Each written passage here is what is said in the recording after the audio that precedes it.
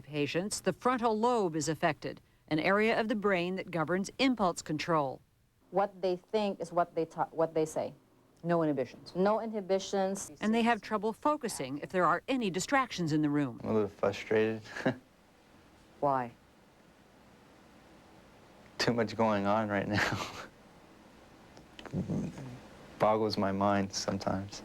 Each patient is given a memory book, which outlines that day's schedule and other vital information. Ray's book even tells him how he got here. I had a head injury from an explosion in Iraq on June 14, 2004. Now, would you know that without reading it every day? No. Really? No, I wouldn't. On this day, Warren has a very busy schedule. In physical therapy, he exercises his muscles and brain at the same time.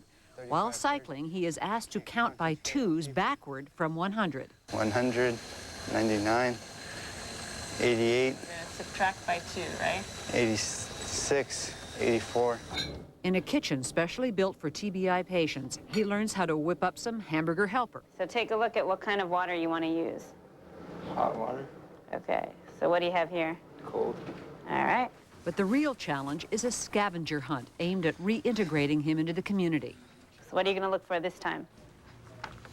Suave shampoo, M&Ms, bring it to the counter, make sure my change is correct. A simple errand to most people, but initially daunting to these patients. And they may be able to focus on one task, but external stimuli and even internal stimuli can cause them to lose concentration and be easily distracted, like something beeping in the background or somebody walking by. Warren finds the items but struggles at the checkout counter.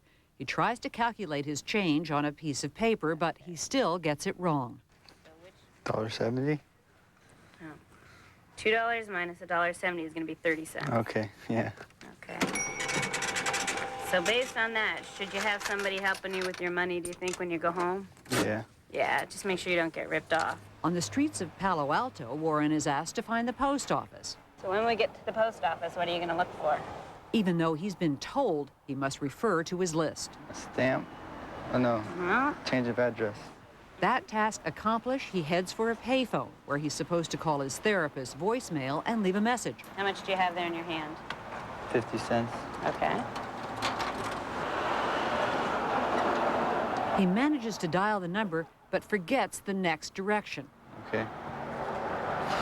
Did you give me the information that I needed? No. No. What did you need to tell me on that machine? Who I was and where to pick me up at. Warren still needs a lot of work on these simple survival skills, but part of his therapy is to become aware of what he cannot handle.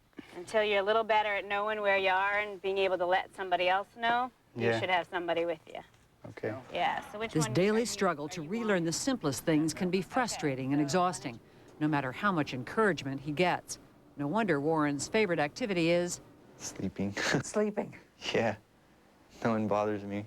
This is not just a psychological reaction. TBI patients are easily tired and prone to mood swings. If you had a domino effect of frustration, which I've had, it leads to a very bad day. Yeah.